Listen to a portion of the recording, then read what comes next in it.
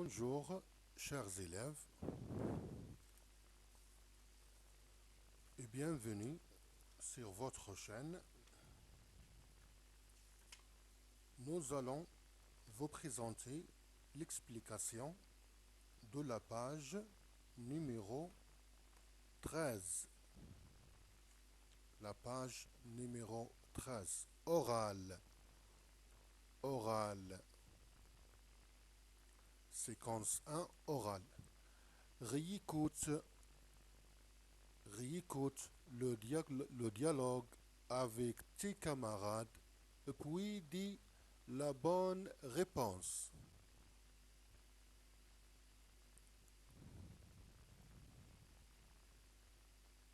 Donc, je réécoute le dialogue avec mes camarades, puis je dis la bonne réponse. Pourquoi la gazelle ne bouge-t-elle pas?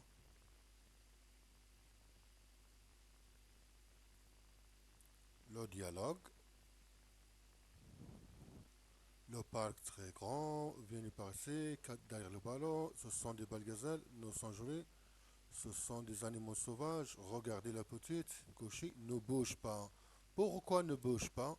Elle est blessée à la patte. Elle est blessée à la patte. La réponse,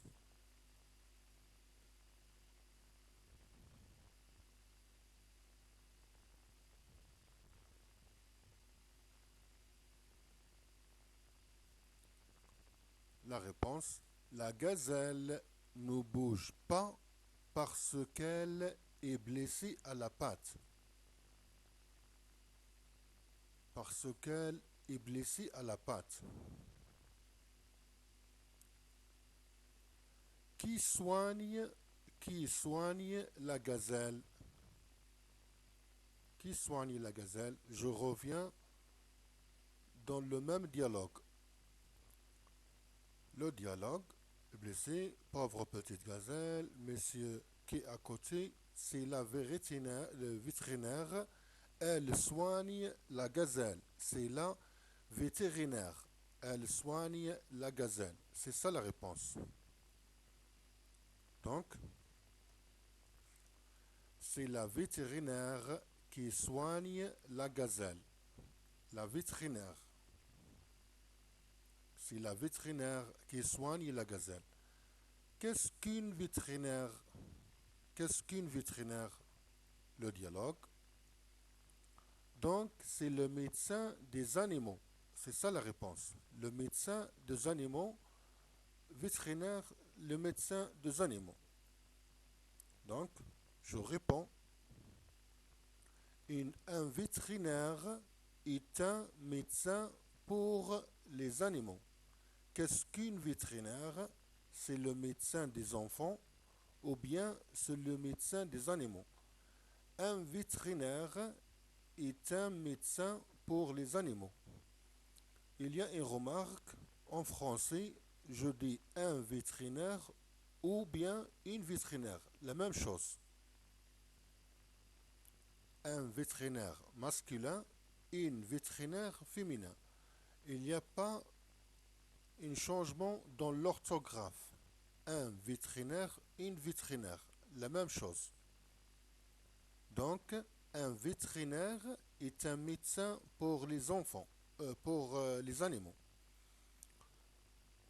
Elle soigne les chats, elle soigne les chiens, ou n'importe quel animal.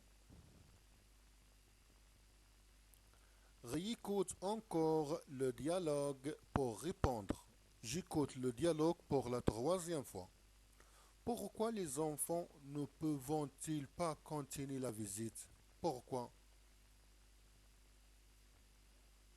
Qu'est-ce qu'il dit, Youssef? Off, nous sommes fatigués. Ne pouvons plus continuer la visite. C'est une phrase négative. Nous pouvons plus. La première phrase négative ou la deuxième phrase négative. Elle ne bouge pas. Elle est blessée à la patte. Elle ne bouge pas. Voilà. Elle ne bouge pas. La première phrase négative. Elle ne bouge pas. La deuxième phrase négative, ne pouvons plus continuer la visite parce que nous sommes fatigués. Donc, je réponds, pourquoi les enfants ne pouvons-ils pas continuer la visite? Les enfants ne pouvons pas continuer la visite car ils sont fatigués. Car ils sont fatigués. Que vont-ils faire avant le déjeuner? Je reviens au dialogue. Allez les enfants, nous nous reposons un peu avant le déjeuner. C'est ça la réponse. Donc je réponds, elles vont se reposer avant le déjeuner.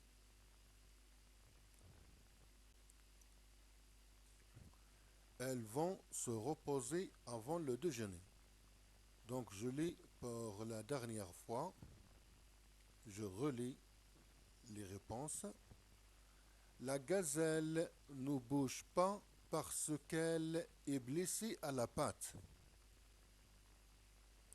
C'est la vétérinaire qui soigne la gazelle. La vétérinaire. Un vétérinaire ou bien une vétérinaire est un médecin pour les animaux. Les enfants ne peuvent pas continuer la visite car ils sont fatigués. Ils sont se reposer avant le déjeuner.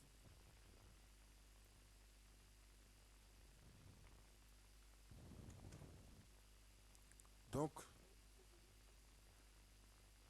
j'exprime, j'exprime à toi maintenant. Avec ton camarade, décrit un animal sauvage de cette liste. Utilisez la boîte à mots suivante. L'éléphant, le lion, la girafe, le zèbre. Des pattes, le cou, de défense, le défense, le cou, le cou, les pattes, les taches, une longue trompeau, une longue trompeau, une crinière, la crinière de couleur marron, des rayures noires, rayures noires. Donc, les pattes, les pattes. Donc, premièrement, l'éléphant. L'éléphant, des pattes, les pattes, des oreilles pour l'éléphant. L'éléphant, énorme oreille, une longue trompeau, une longue trompeau, une longue trompe, une longue trompe. De défense, de défense. Qu'est-ce qu'il caractérise le lion? Le lion, une crinière, une crinière. La crinière de lion, une crinière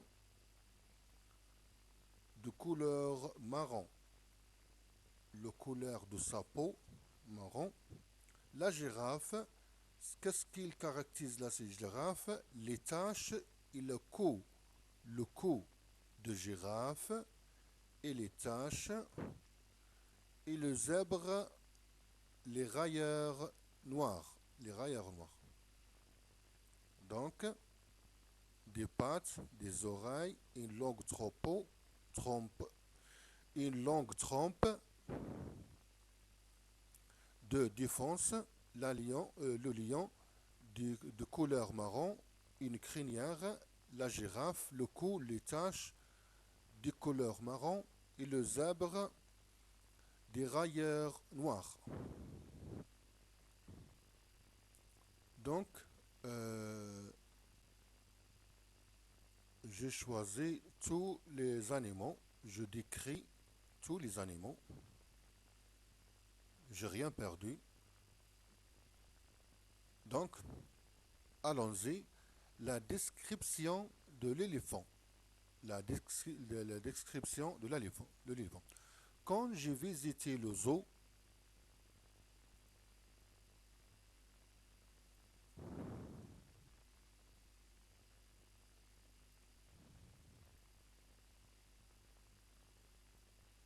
quand j'ai visité le zoo, j'ai vu un éléphant. C'est un animal sauvage, énorme et herbivore. Il vit dans la savane d'Afrique et sa peau est grise. L'éléphant possède deux longues défenses.